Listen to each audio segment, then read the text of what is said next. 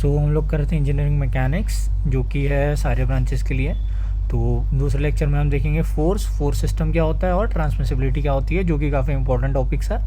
तो सबसे पहले देख लेते हैं फोर्स क्या होता है। तो फोर्स क्या होता है मेरा, फोर्स एक ऐसा एजेंट होता है जो बॉडी अगर रेस्ट में है या तो यूनिफॉर्म मोशन में है, स्ट्रेट लाइन के along, uniform motion along straight line है, ठीक है, अलॉन्ग स्ट्रेट लाइन है,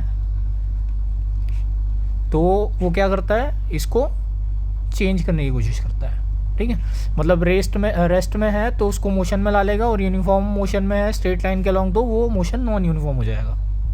और ये चेंज कैसे लाता है, चेंज लाता है ये बॉडी को एक्सेलरेट करके, ठीक है। और क्योंकि फोर्स हमारा है कॉज, और इसके वजह से जो बॉडी पे इफेक्ट आता है वो क्या है मेरा, एक्सेलरेशन, ठीक है। तो ये है मेरा इफेक्ट।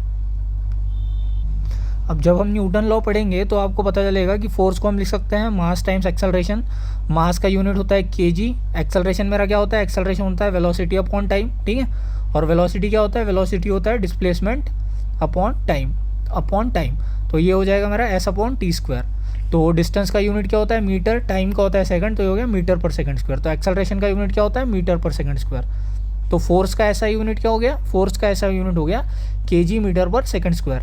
लेकिन न्यूटन जी ने ग्रेविटेशनल फोर्स की खोज की थी, तो उनके ऑनर में हम फोर्स का यूनिट क्या रखते हैं, न्यूटन, ठीक है। तो अगर ऐसे भी दिया हो या ऐसे भी दिया हो तो आपको कंफ्यूज नहीं होना है। अब अगली चीज़ आ जाती है हमारा कैरेक्टरिस्टिक्स क्या होते हैं फोर्स के, ठीक है। कैरेक्टरिस्टिक्स मतलब कैरेक्टरिस्टिक्स ऑफ फोर्स। कैरेक्टरिस्टिक मतलब फोर्स को पूरे तरीके से डिफाइन करने के लिए क्या क्या चीज़ें चाहिए होती है। सबसे पहले तो हमको चाहिए रहता है उसका मैग्नीट्यूड क्या है, ठीक है। मैग्नीट्यूड क्या है, मतलब वो 10 न्यूटन की है या 50 न्यूटन की है या 100 न्यूटन की है, ठीक है। तो ये हो गया मैग्नीट्यूड क्या है। अब दूसरा हो गया कि डायरेक्शन क्या है उसकी, और उसका लाइन ऑफ एक्शन क्या है, ठीक है। मतलब जो हमारा एंगल है रिलेटिव टू कोऑर्डिनेट सिस्टम। इसका मतलब क्या हो गया, इसका मतलब है मेरा अगर ये फोर्स इस टाइप से एक्ट कर रही है, ठीक है, अगर ये कोई बॉडी है मेरी और उस पर फोर्स ऐसे लग रही है, ठीक है, और हमारा एक्स और वाई एक्सिस हमने ऐसे सेटअप किया हुआ है, तो ये अगर हम एक्स एक्सिस से देखें तो इसका एंगल कितना होगा, और अगर हमें इसका एंगल पता है एक्स एक्सिस से तो हम इस फोर्स को कम्प्लीटली डिफाइन कर सकते हैं, और इसका लाइन ऑफ एक्शन क्या है। अगर ये चीज़ें हमें पता है तो हम फोर्स को पूरी तरीके से डिफाइन कर सकते हैं, इसलिए हमें डायरेक्शन या लाइन ऑफ एक्शन पता होना चाहिए। तीसरी चीज़ है सेंस पता होना चाहिए हमें, ठीक है, या तो इसी को बोल देते हैं नेचर, कुछ भी बोल सकते हैं, मतलब पुलिंग फोर्स है या पुशिंग फोर्स है, ये पता होना चाहिए। ये बेसिकली सॉम में काम होता है, इसमें इतना ज़्यादा फ़र्क पड़ता है नहीं इसका। और दूसरा है हमारा पॉइंट ऑफ एप्लीकेशन,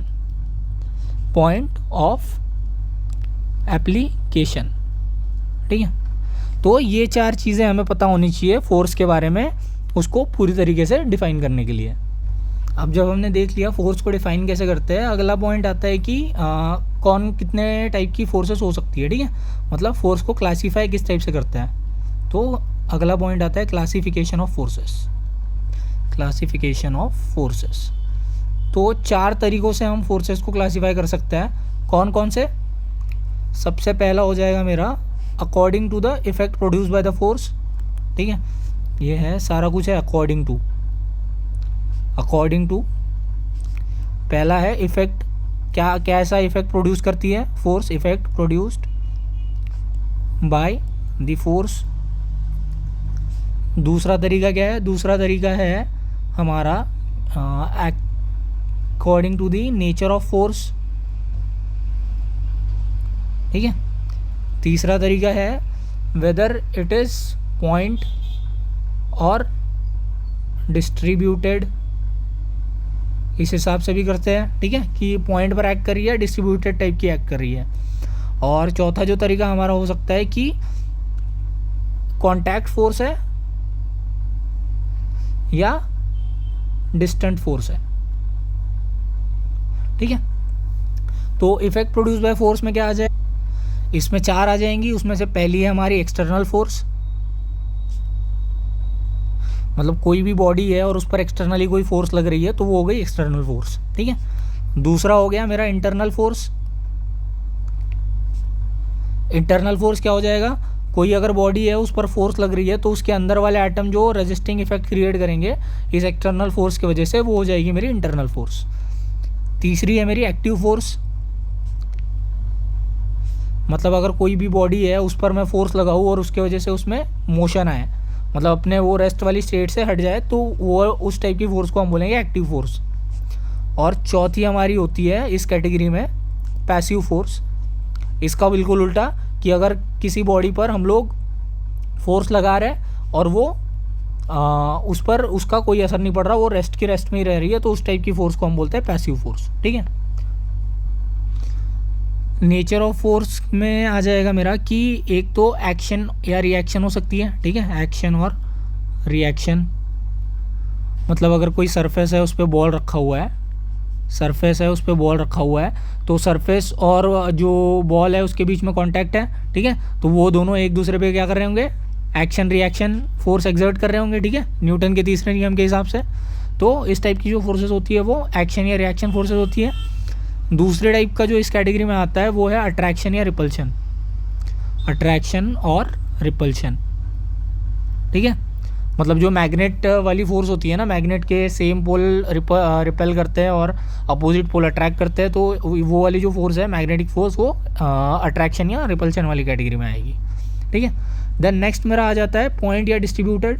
तो पॉइंट मेरा क्या होता है, पॉइंट लोड ऐसा होता है कि जो अगर कोई मेरी बॉडी है और जो फोर्स एक्ट कर रही है वो बहुत छोटे से एरिया पे एक्ट कर रही है, ठीक है, तो उस लोड को हम क्या पॉइंट लोड या कॉन्सेंट्रेटेड लोड बोल सकते हैं, ठीक है।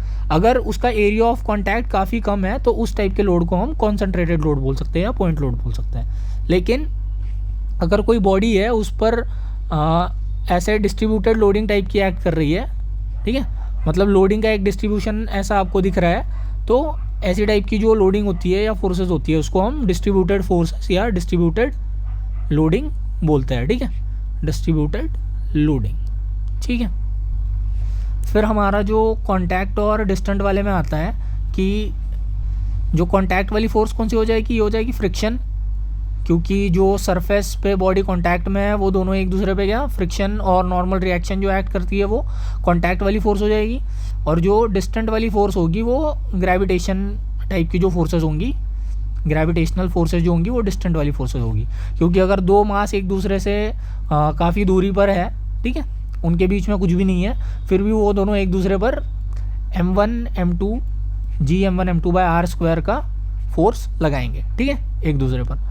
तो इस टाइप की जो फोर्सेस होती है वो नॉन कॉन्टैक्टिंग फोर्सेस होती है या डिस्टेंट फोर्सेस होती है। देन फोर्स को क्लासीफाई कर लिया एक बार हमने, तो अगला टॉपिक क्या आ जाता है, अगला टॉपिक जो हमारा आता है वो होता है फोर्स सिस्टम्स क्या होता है, ठीक है। तो फोर्स सिस्टम को पहले मैं डिफाइन कर लेता हूँ formally. A force system is a collection of forces acting on a body in one or more planes, ठीक है। मतलब क्या हो गया कि फोर्स एक तो फोर्स हो गई, मतलब एक ही फोर्स है सिंगल। फोर्स सिस्टम क्या हो गया कि एक बॉडी है उस पर बहुत सारी फोर्स एक्ट कर रही है, ठीक है, तो एक सिंगल फोर्स नहीं है, फोर्स का पूरा क्या है सिस्टम है, तो बहुत सारी फोर्सेस है एक ही बॉडी पे एक्ट कर रही है। या तो एक ही प्लेन में हो सकती है, मतलब या तो सिर्फ एक्स वाई एक्सिस में हो सकती है, एक ही प्लेन में होने का मतलब है, या तो 3 डायमेंशन में हो सकती है, एक्स वाई जेड तीनों एक्सिस में हो सकती है, 3D में एक्ट कर सकती है। तो 3D में बहुत सारी फोर्स एक्ट कर रही है तो 3D फोर्स सिस्टम हो जाएगा। अगर 2D में बहुत सारी फोर्स एक्ट कर रही है तो वो 2D फोर्स सिस्टम हो जाएगा, ठीक है, 2D और 3D क्लियर है। तो इस पर भी कभी कभी थ्योरेटिकल वाला क्वेश्चन आता है आपका कि बताओ कौन कौन से अलग अलग टाइप के फोर्स सिस्टम होते हैं। तो एक एक करके हम देख लेते हैं। सबसे पहले जो मेरा होता है वो होता है कोप्लानर या coplanar, concurrent, collinear force system, ठीक है, नाम में ही सब कुछ लिखा है। कोप्लेनर मतलब सेम प्लेन में है, ठीक है। कॉन्करेंट मतलब एक पॉइंट से पास कर रहे हैं, एक पॉइंट से पास कर रहे हैं, ठीक है। और कोलिनियर मतलब एक ही लाइन में है, ठीक है, एक ही लाइन में है। तो इस टाइप का फोर्स सिस्टम कैसा दिखेगा, इस टाइप का फोर्स सिस्टम दिखेगा कुछ इस टाइप से। अगर ये कोई पॉइंट है, यहाँ पर फोर्स एक्ट कर रही है, ये फोर्स P1 है, ये P2 है, तो इस टाइप का जो फोर्स सिस्टम होगा उसको क्या बोलेंगे हम, कोप्लेनर है। ये एक ही प्लेन में है, मतलब XY प्लेन में ही है, ठीक है। कॉनकरेंट है क्योंकि एक ही पॉइंट से पास करी है, और कोलिनियर है क्योंकि एक ही लाइन में है। क्लियर है। अब इसी में जो दूसरा आ जाता है, दूसरा वाला कैटेगरी कौन सा है, ये है हमारा कोप्लेनर, ठीक है। कॉनकरेंट नॉन पैरेलल फोर्स सिस्टम, ठीक है। एक एक करके समझते हैं क्या है। कोप्लेनर मतलब एक ही प्लेन में है, ठीक है, मतलब XY प्लेन में है। कॉनकरेंट मतलब एक ही लाइन से पास कर रहा है। और नॉन पैरेलल मतलब पैरेलल नहीं है एक दूसरे को, पैरेलल नहीं है मतलब वो इंटरसेक्ट हो रहे होंगे। तो एक पॉइंट है, एक ही प्लेन में है, ठीक है, कुछ भी हो सकता है ऐसे, F1 F2 F3 F4। तो ये वाला जो फोर्स सिस्टम है वो इन सारे चीज़ों को सेटिस्फाई कर रहा है। कोप्लेनर है, एक ही प्लेन में, कॉनकरेंट है, एक पॉइंट से पास कर रहा है, नॉन पैरेलल है मतलब इंटरसेक्ट कर रहा है, पैरेलल नहीं है एक दूसरे को। तो ये वाले टाइप के फोर्स सिस्टम को इस टाइप से रिप्रेजेंट कर सकते हैं। तीसरा जो हमारा इसमें फोर्स सिस्टम आता है वो है coplanar non कॉनकरेंट parallel force system, ठीक है। कोई एक बीम है मान लो, उस पर सपोर्ट रिएक्शन लग रही है इस टाइप से, R1 और R2, और वहाँ 3 जगह पर कहीं या 2-4 जगह पर कंसंट्रेटेड लोड लग रहा है, F1 F2 F3, ठीक है। तो ये कैसे दिख रहे हैं, ये सारा कुछ XY प्लेन में है पहली बात तो, इसलिए ये कोप्लेनर है। नॉन कॉनकरेंट है क्यों, क्योंकि ये एक पॉइंट से पास नहीं कर रही है, यहाँ से जा रहा है इसका लाइन ऑफ एक्शन, इसका यहाँ से जा रहा है, इसका यहाँ से जा रहा है, मतलब एक पॉइंट से पास नहीं कर रहा है। और सारे जो फोर्सेस है एक दूसरे को क्या है, पैरेलल है। तो coplanar non कॉनकरेंट parallel force system. Mostly आपको बीम वगैरह में जो लोडिंग होगी ना वो इस टाइप की दिखेगी, ठीक है। बाद में जो चौथा केस आ जाता है वो मेरा होता है coplanar non कॉनकरेंट non parallel force system, ठीक है। तो अगर मैं सेम अगर बीम इस टाइप की बनाता हूँ, रिएक्शन वापस से वैसी बना देता हूँ, सपोज R1 R2, ठीक है। तो इस बार कुछ अगर इस टाइप की आपकी लोडिंग है, ठीक है, इसको F1 बोल देंगे, इसको F2 बोल देंगे। तो यहाँ पे आपको क्या दिख रहा है, कोप्लेनर है, एक ही प्लेन में है, नॉन कॉनकरेंट है, मतलब एक पॉइंट से पास नहीं हो रही सारी फोर्सेस। ये दोनों तो हो जाएंगी, इनकी लाइन ऑफ एक्शन, इसकी और इसकी लाइन ऑफ एक्शन तो हो जाएगी, लेकिन इसकी और इसकी कभी नहीं होगी। तो सारे फोर्सेस की लाइन ऑफ एक्शन पास होनी चाहिए एक पॉइंट से, तब उसको कॉनकरेंट बोलते हैं, ठीक है। तो किसी भी एक फोर्स की अगर नहीं हो रही है तो वो नॉन कॉनकरेंट ही होगी। और नॉन पैरेलल है क्यों, क्योंकि ये F1 जो है वो F2 को या R1 और R2 को पैरेलल नहीं है, इसलिए नॉन पैरेलल हो गई। कोई पूरे सिस्टम में अगर एक भी फोर्स अगर ये रूल फॉलो नहीं करती है, मतलब पैरेलल नहीं है या एक ही पॉइंट से पास नहीं कर रही है, तो उसको सीधा नॉन पैरेलल या नॉन कॉनकरेंट बोलेंगे, ठीक है। और इस टाइप का फोर्स सिस्टम इस टाइप से दिखेगा। तो अगर आपका कुछ इस टाइप का इमेजिन करो, ये आपका हिंज सपोर्ट हो गया, ये आपका रोलर सपोर्ट हो गया, ठीक है, और आपने इसको यहाँ पे ऐसे धागे से यहाँ लटका के रखा है, तो यहाँ पर जो फोर्स जनरेट होगी ना, और इसको यहाँ से बांध के रखा है। तो इसको अगर हम इसका फ्री बॉडी डायग्राम बनाएंगे जो आगे जाके हम सीखेंगे, मैं बस बताने के लिए बता रहा हूँ, तो वो इस टाइप से दिखेगा, ठीक है। तो रियल लाइफ में अगर आपको देखना है कि कहाँ पे आता है, तो ये बीम में ही आता है, ठीक है। ऊपर वाला भी मोस्टली आपको बीम वगैरह में दिखेगा, और ये भी आपको बीम और केबल टाइप के स्ट्रक्चर में ही दिखेगा। जो हमारा अगला हो जाता है विच इज़ 5th वन, ये है नॉन कोप्लेनर कॉनकरेंट फोर्स सिस्टम, ठीक है। तो सबसे पहले यहाँ पे नई चीज़ क्या आ गई, नॉन कोप्लेनर है, मतलब एक प्लेन में नहीं है, मतलब सिर्फ XY प्लेन में नहीं है, Z में भी हो सकता है। तो सबसे पहले तो एक 3D टाइप का बना लेते हैं, ठीक है, इमेजिन करना है ये 3D है। और कोई एक बक्सा रखा हुआ है, उसको क्या किया है हमने, इस टाइप से कुछ लटकाया हुआ है, ठीक है, ऐसे टाई करके इसको एक जगह पे रखा हुआ है। तो यहाँ पे जो फोर्स सिस्टम जनरेट होगा, इसका अगर मैं फ्री बॉडी डायग्राम बनाऊंगा, ये जो बक्सा हमने लटकाया है, ठीक है, ऐसा ऐसा, ये पीछे कुछ जा रही होगी फोर्स, ये नीचे कुछ जा रही है, ठीक है, F1, F2, F3, F4। तो ये वाली फोर्स कैसे दिख रही है, ये वाली फोर्स एक ही पॉइंट से पास हो रही है, मतलब कॉन्करेंट है, ठीक है। और नॉन कोप्लेनर क्यों है, नॉन कोप्लेनर इसलिए है क्योंकि ये एक प्लेन में नहीं है, 3D में है, ठीक है, क्योंकि ये 3D में है इसलिए ये नॉन कोप्लेनर है। क्लियर है। अब छठवीं जो चीज़ आ जाती है मेरी, non coplanar non concurrent force system, ठीक है। तो नॉन कोप्लेनर तो आपको पता है कि 3D में होगी, और नॉन कॉन्करेंट मतलब एक पॉइंट से पास नहीं होगी, ठीक है। तो एक पॉइंट से पास नहीं होगी और ये 3D में होगी। तो सेम अगर इसी वाले स्ट्रक्चर में अगर मैं इसको ऐसे बना लूँ कि नॉन कॉन्करेंट है, मतलब पैरेलल टाइप की, एक ही पॉइंट से सारी पास नहीं होगी, तो कुछ फोर्स, अगर ये स्ट्रक्चर कुछ इस टाइप का होता, ठीक है, तो इस पर सपोज कुछ इस टाइप की फोर्स भी लग रही है, ये दो फोर्सेस भी लग रही है इस पर, F5 और F6, ठीक है। तो इसको अगर मैं वापस बनाऊँ तो यहाँ F5 आ जाएगा, यहाँ आ जाएगा F6। तो ये पैरेलल है F5 और F6, मतलब एक पॉइंट से पास नहीं हो रहा, इसलिए ये नॉन कॉन्करेंट है। तो जो इस टाइप का फोर्स सिस्टम होगा वो क्या होगा मेरा, non coplanar non concurrent force system. अगली जो चीज़ आ जाती है हमारी वो होता है ट्रांसमिसिबिलिटी ऑफ फोर्स, ठीक है, ट्रांसमिसिबिलिटी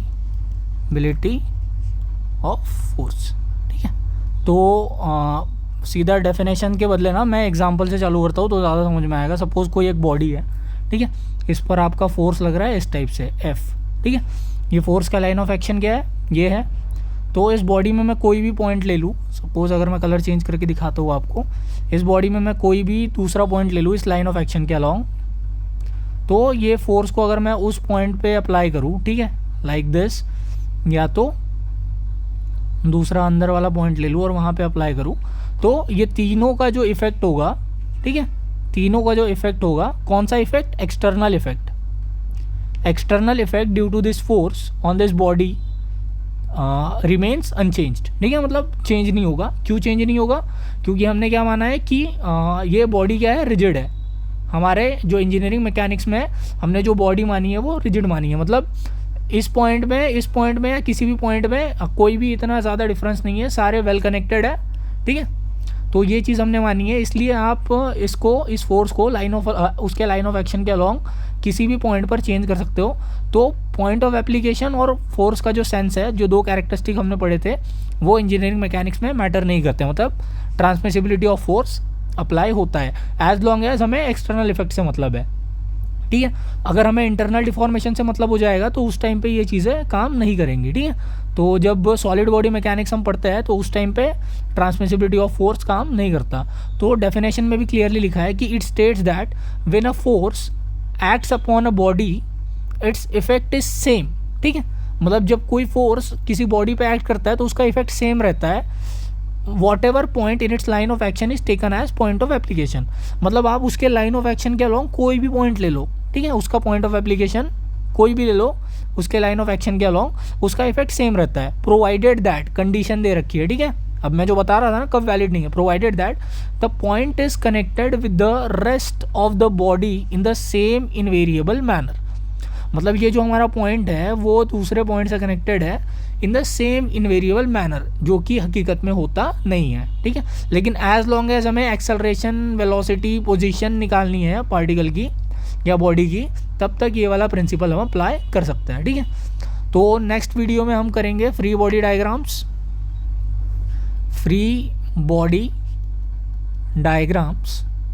करेंगे अगले वीडियो में, और रिजोल्यूशन ऑफ फोर्स के बारे में देखेंगे कि फोर्स को रिजॉल्व कैसे करते हैं, resolution of forces into rectangular